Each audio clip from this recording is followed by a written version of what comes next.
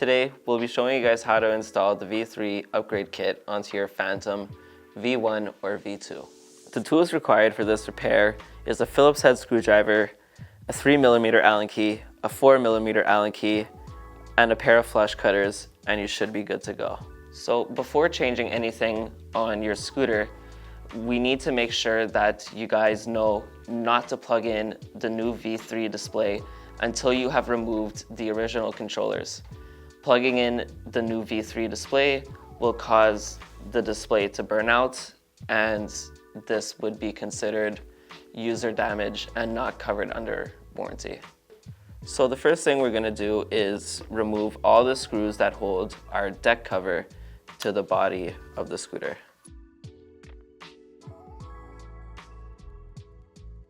With all of our screws removed, we can go ahead and pop up our deck cover, and we'll put it to the side for now.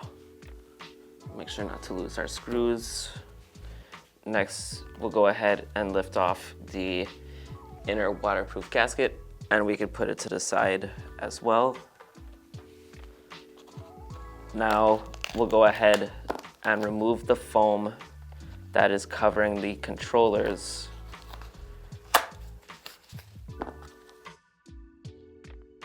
Next, we'll go ahead and start unplugging all of our connectors, starting with our battery.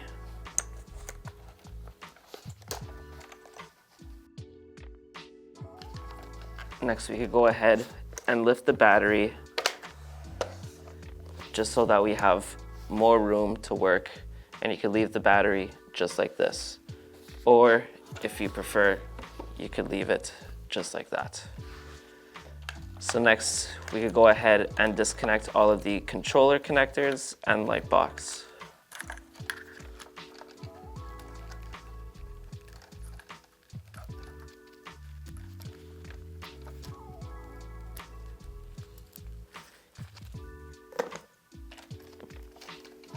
Disconnect our motor cables from the controller.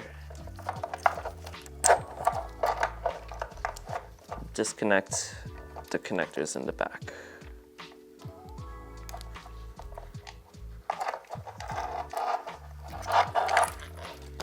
And now your controller should be able to come out, and you could put this to the side as well. So now, with our deck compartment completely empty, we could go ahead and start getting our controller ready. So first thing we're gonna do is put our controller inside of the deck, just like this. And now we can go ahead and start wiring up our controller. So when connecting up your wires, you'll wanna make sure that you match up your wires properly. The right side LEDs will have one cable that has a green connector, and then in the front, it'll have a black connector. You'll want to make sure that this side gets connected to the green and black wires, just like this. And then it's the same thing for the other side LEDs.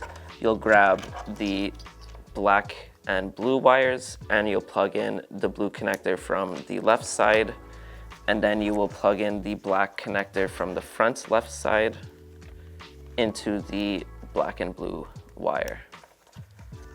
So that is just the front and rear turn signals. Next, we'll go ahead and grab our yellow and black connector, and we will grab the wire with the yellow connector and plug it in. Now we can go ahead and plug in our front headlight.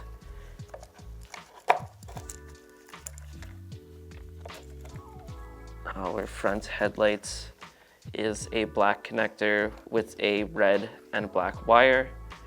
It is the same thing on the controller with a black and red wire. Just go ahead and connect that. Next, we'll go ahead and plug in our communication cable. Now we'll plug in the remaining sensor wires.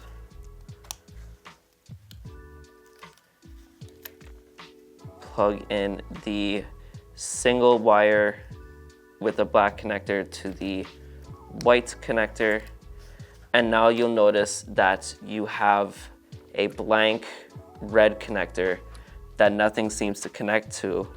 This is normal, and you can actually go ahead and cut this wire off if you want. But if you ever think that you might want to go back to your older controllers, we recommend not cutting them off. So now we'll go ahead and plug in our motor wires.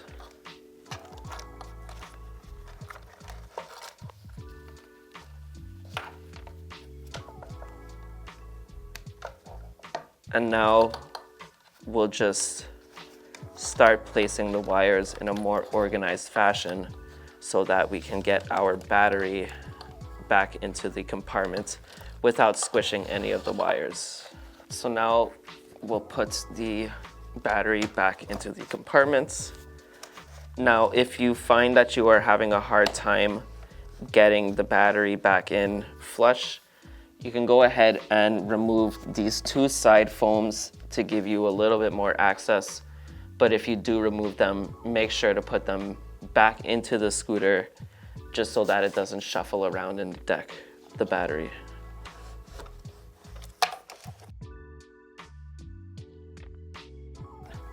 So with our battery back in its compartment, we'll go ahead and grab our battery adapter and plug it in.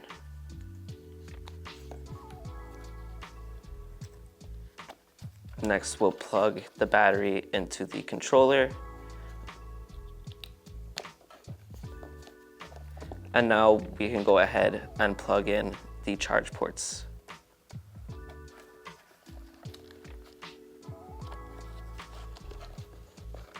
Now we can tuck our wires into the deck. And before we close anything up, we're gonna go ahead and start installing our display and the throttles. First thing we're gonna have to do is removing the grips off of the handlebar. Removing the grips can quite honestly be really difficult and hard to do. So a little trick that we have is grabbing an air pump, and if you have an extension such as this, you can put this part into the small hole that is on the side of the grip, and then just turn on your air pump, go to the other side and block the hole, and just like that, it should come off. You could do the same thing for the other side. We'll turn on the air pump, block the hole with our finger,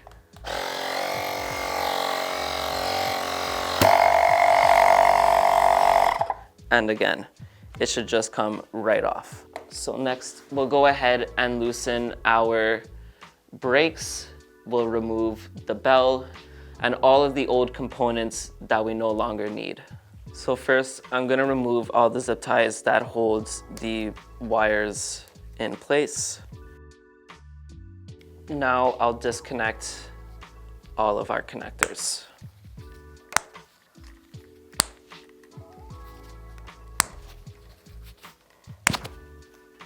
Including the display. So next, we'll go ahead and loosen our brakes. Depending what brand brakes you have, it will require a 4mm Allen key to loosen them. In our case, we have Nut branded hydraulic brakes on this scooter, so it is a 4mm. If you're having trouble getting the brake off of the handlebars, don't be afraid to give the line a little bit of a tug so that you have more slack.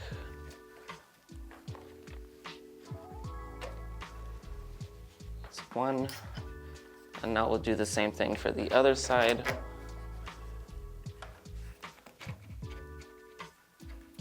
If even after pulling the wire, you're still not able to get the other side off, you can go ahead and loosen your handlebar a little bit so that they face lower down so that you may remove the brake.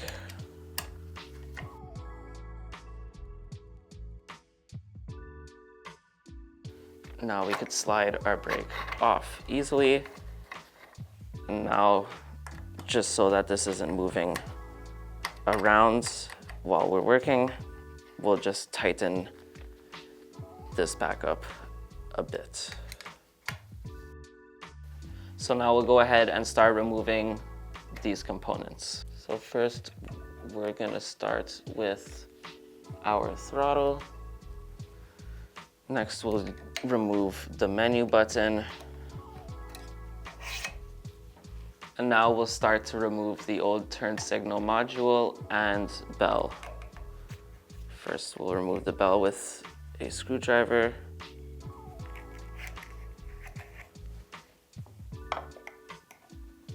And next, we'll remove the turn signal module with a 3mm Allen key.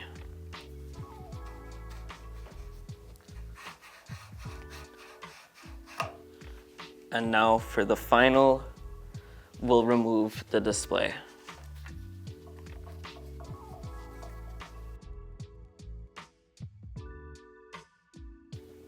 Now we should be able to just lift the display through.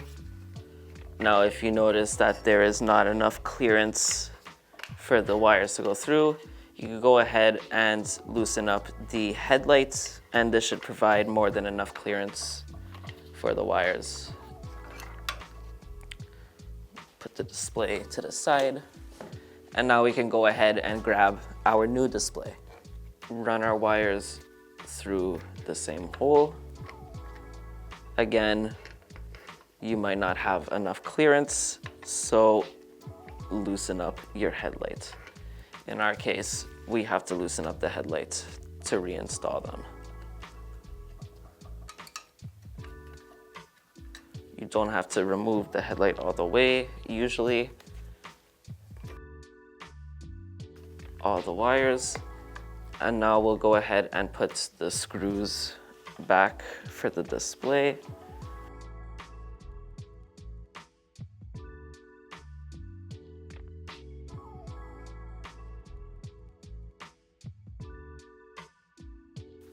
Now, before you tighten down these screws all the way, you might want to go and look in front of the scooter and see if you like the angle that you have.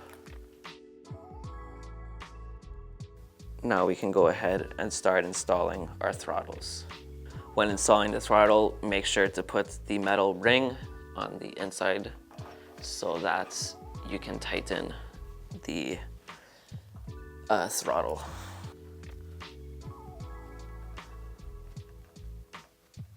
We'll tighten it down a bit, not all the way, so that we can adjust it to our liking after.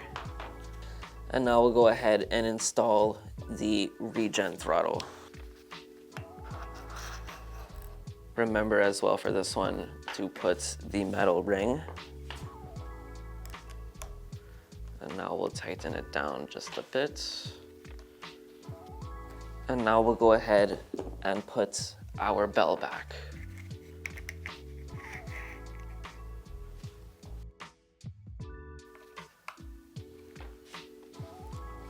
We'll put our brake lever back. Make sure to put the brake levers in the correct spot. So for the rear, it'll be on the left handle.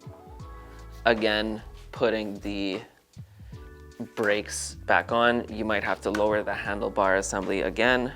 Now we'll go ahead and put the other brake lever back on.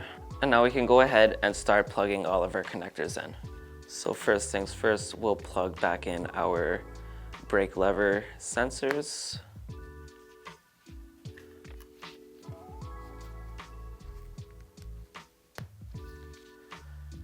And now we'll go ahead and plug in our throttles.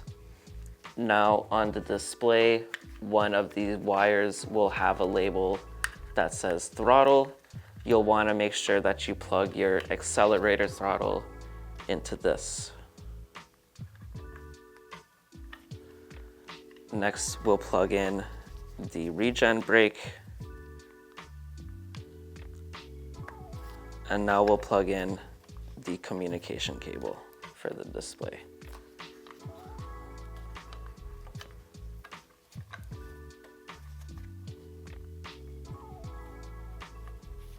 Make sure to line up your arrows.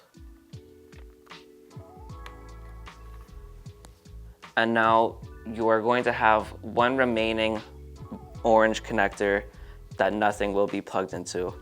For this, you can go ahead and cut the wire off again and then add some electrical tape or heat shrink, and it'll be completely fine.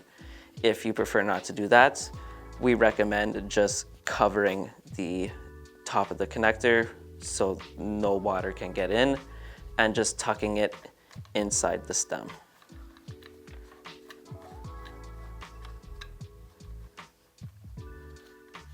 Next, we'll go ahead and turn the scooter on and do its motor calibration. So in order to calibrate the motors, you'll want to press the power button 10 times quickly while the scooter is powering on, just like this. There you go. And now the scooter will start making a noise, and an E3 will be displayed on the display. This is normal. This means that the calibration is working. And now with our motor calibration completed, we'll go ahead and put our grips back on the handlebar. Putting the grips back is a lot easier than putting them or taking them off. All right, next we'll go ahead and put our deck cover back on. Before we put the actual deck cover back on, we want to make sure that we put our waterproof gasket back in its spots. Make sure the holes are aligned. And now we'll put our deck back. Make sure none of the wires are in the way.